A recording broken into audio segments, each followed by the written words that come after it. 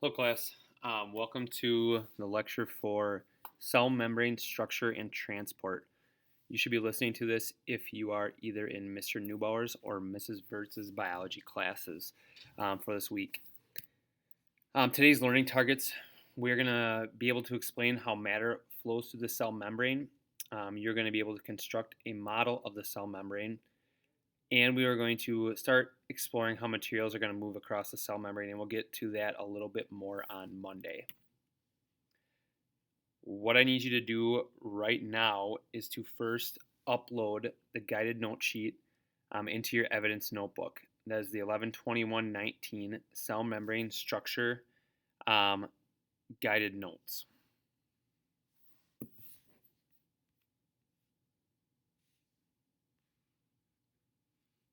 And you can pause the video right now if you need some time to get that up. Okay, you also need to open your digital textbook to Unit 2, Chemistry and Living Systems, Lesson 2, and then Exploration 4, which is all about the cell membrane. We're going to be using this to talk about the cell membrane a little bit today in class.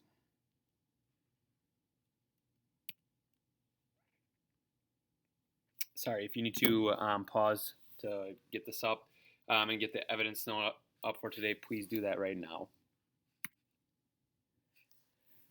All right, so first of all, cell membrane, that's what we're talking about all day today. It's a specialized structure around the cell that's going to help maintain homeostasis by controlling what passes into and out of the cell. So basically, the cell membrane is that barrier between our cell and the external environment. It's going to regulate the things that are going to come into and out of the cell.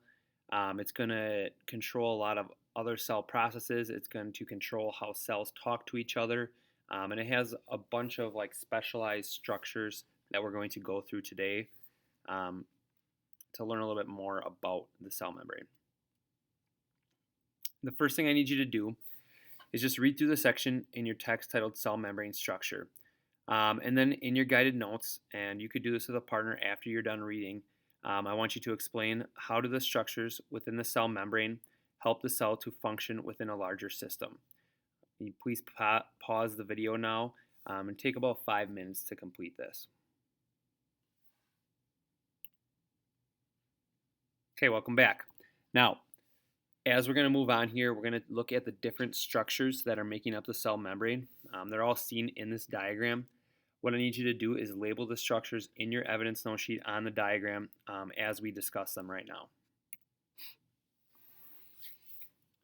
Okay, first of all, the cell membrane, it's going to be composed of something called a phospholipid. So the phospholipids are all those little things that are making up the cell membrane, if you want to label that part on your diagram right now.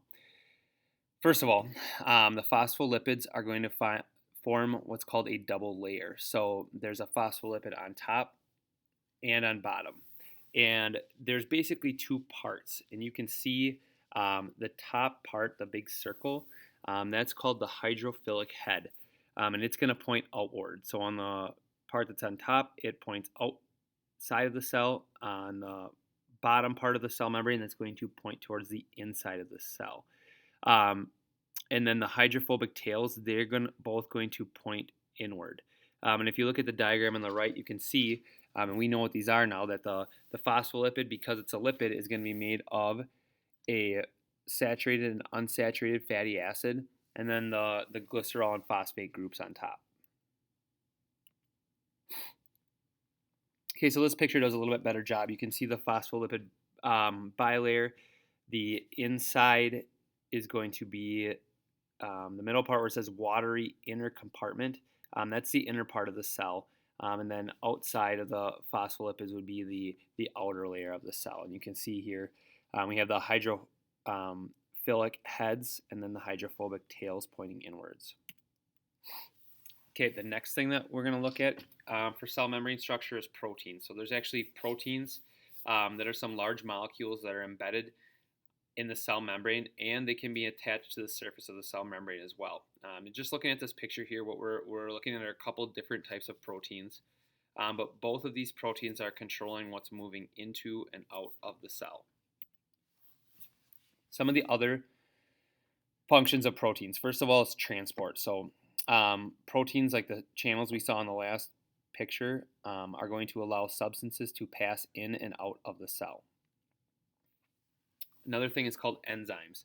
Enzymes are actually going to be something that can speed up chemical reactions, and they occur along the cell membrane. So these chemical reactions are going to take place within the cell, outside of the cell, but enzymes, which are made up of proteins, are going to cause these to happen usually faster.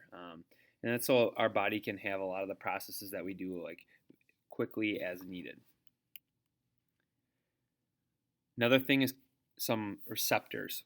So these are our molecules. An example of this would be some hormones that we have that can attach to the proteins. These are going to be ways that cells kind of talk to each other.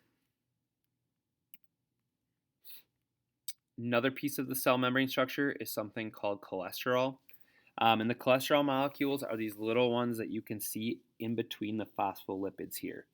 Basically, what they do is they're going to stabilize the cell membrane. So they kind of attach to the phospholipids and they hold them together and at the right distance. So they don't let the phospholipids get too close, and they also don't let them get too far apart. And they're going to prevent the phospholipids from sticking together, and they protect membranes at low temperatures. So especially in organisms that are outside a lot in the winter and stuff, it's going to help protect freezing and thawing and stuff of that happening to the phospholipids.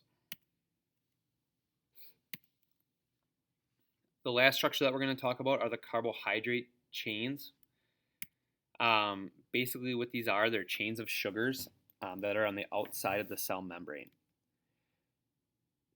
They form what's called identification tags. So they're things that are unique to our cells. So when we talk about blood typing later on, the carbohydrate chains that are on the outside are going to be something that's responsible for the blood types that you have in your blood cells. So they're going to be one of those identification tags.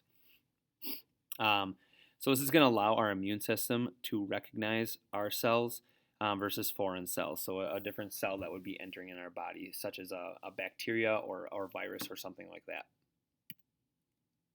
Okay, here we're going to check our labels. So just make sure that we have them labeled correctly. Here you can see the phospholipids. Any of those little heads along the whole membrane, those are all the phospholipid heads. The big channels that we see are the proteins. The cholesterols are those little molecules in between the phospholipids. And then the carbohydrates are the ones that are sticking out off the top that are forming those tags that we talked about.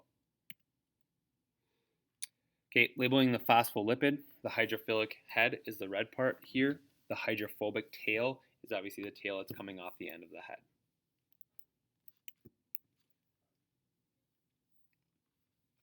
One of the last things for notes today, the cell membrane is, we call it selectively permeable. And so what I want you to do right now is just to pause for a couple minutes and discuss, like, what does this potentially mean with a neighbor?